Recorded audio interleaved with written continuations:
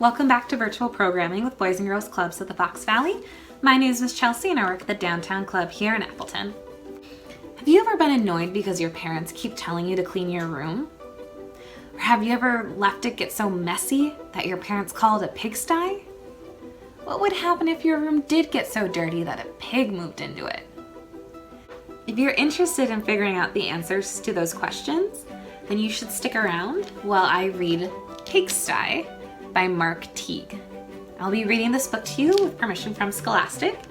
In this story, the main character lets his room get so messy that he lets some pigs move into it. Shall we see what happens when they move in? Why don't we get started? Pigsty by Mark Teague. Monday afternoon, Wendell Foltz's mother told him to clean his room. "It's turning into a pigsty," she said. Wendell went upstairs. Much to his surprise, a large pig was sitting on his bed. "Pardon me," said Wendell. He shoved some toys into his closet, but the pig didn't seem to mind the mess, and Wendell found that he didn't mind the pig either. He decided to take a break. When Wendell's mother came to look at his room, the pig was hiding, but the mess was still there. She threw up her hands. "Okay, Wendell," she said, "if you want to live in a pigsty, that's up to you." Wendell could hardly believe his luck. Now I can live however I want. He didn't even worry when he came home on Tuesday and found a second pig in his room. The mess had grown a bit worse, but he was able to jam most of it under his bed. "Pigs are all right," he said, "as long as it's only one or two." In fact, they had a wonderful time.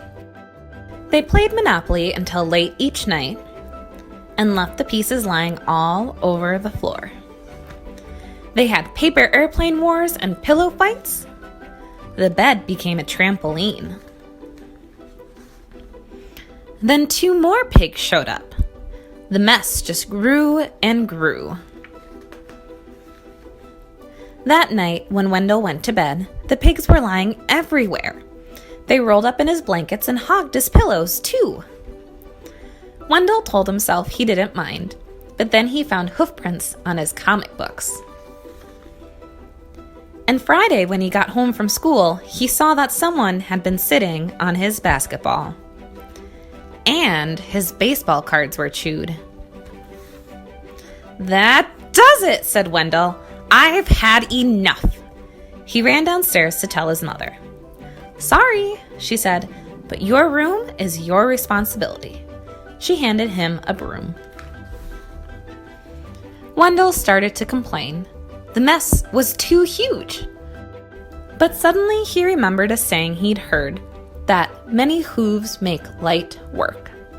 He marched upstairs and organized a cleaning crew. They swept and scoured, polished and scrubbed. Later that afternoon, Wendell inspected his room and pronounced it clean.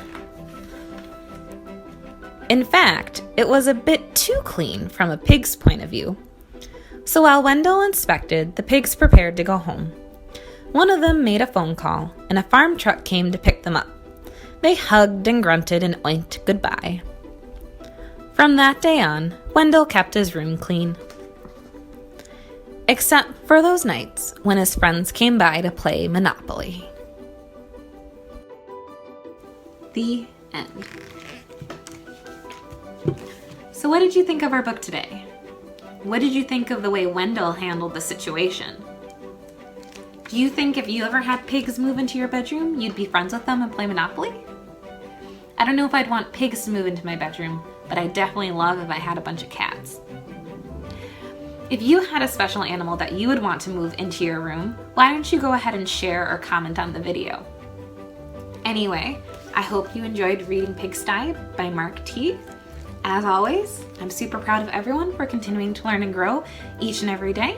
It's really important that we continue to stretch our thinking even while we have to stay at home. I wish each and every one of you all the best, and I'll see you on the next video.